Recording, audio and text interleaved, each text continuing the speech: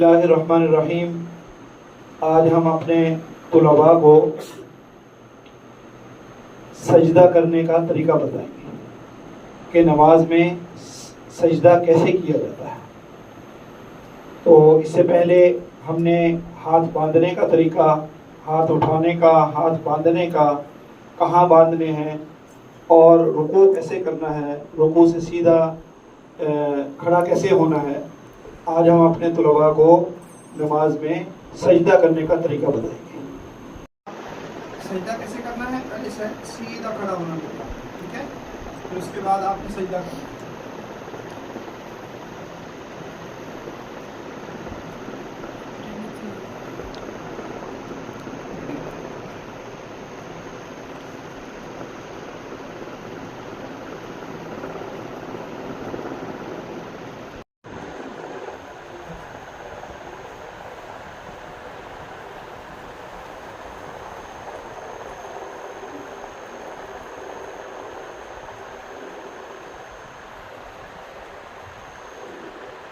सीधे रखो बेटा,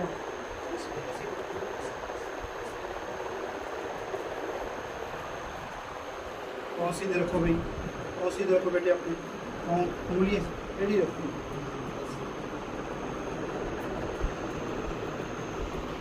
और सही रखो भाई, आपके पाँव से उंगली रेडी रखो।